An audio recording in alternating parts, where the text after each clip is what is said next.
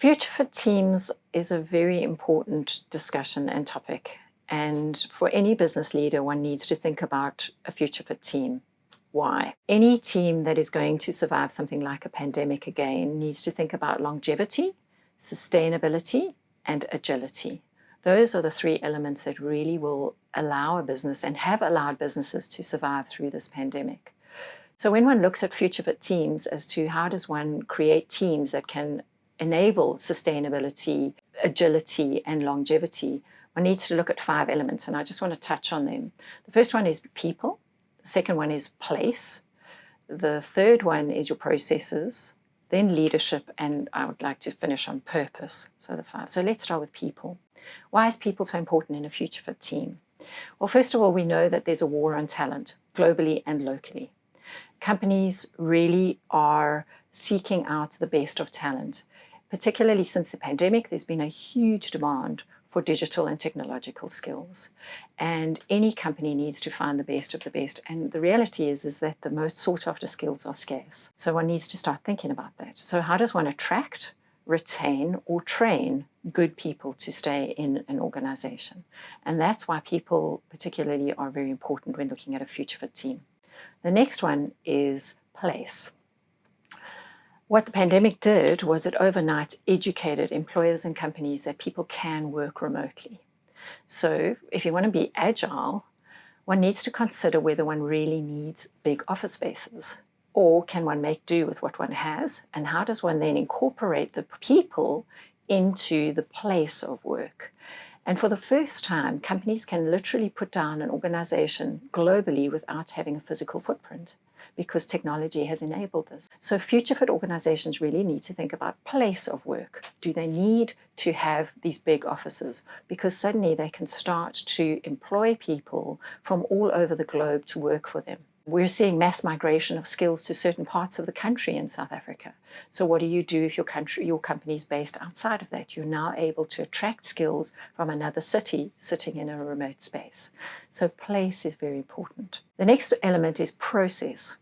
We've seen a big digitization in processes since the pandemic. We've had the fastest digitization rates ever in the last 2 years as companies move towards digitizing both procurement, team meetings, every transaction basically within an organization. The organizations that were technologically prepared were the most unaffected by the pandemic.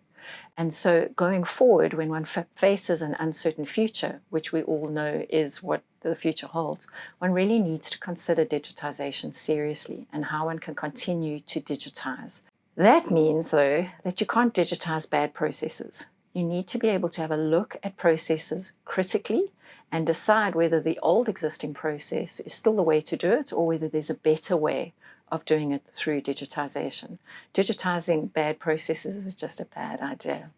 So processes is really important for any future fit team. And the next one is leadership. A leader in an organization is going to be able to take that organization where it needs to be. They need to have the vision and they need to be able to see where this uncertain future is and how they're going to get their organization there.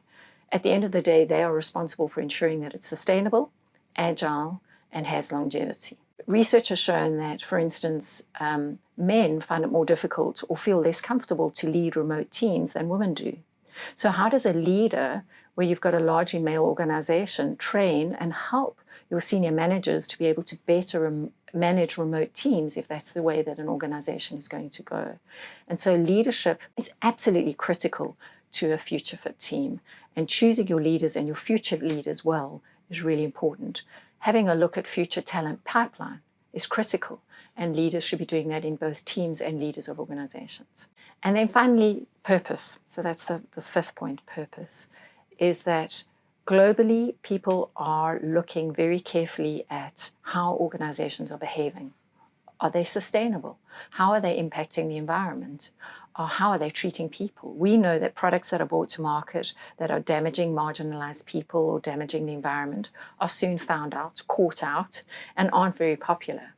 So having an organization with purpose, one, allows you to attract the right people to the organization, but it allows people to have a greater sense of themselves. They're working for something bigger than themselves.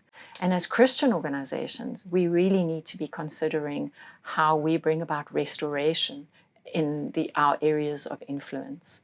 And so purpose in an organization is really important. So those are the 5 elements. It's people, it's place, it's processes, leadership, and purpose.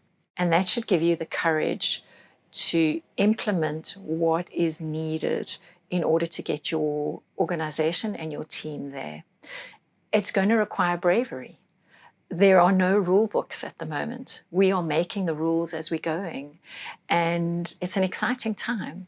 And so I would just encourage any leader to have a conviction of doing the right thing, to passionately follow the purpose that God's given you for the organization, and then to ensure that you achieve it through sustainability, agility, and longevity, which is implementing the concept of how do you build future-fit teams for the future.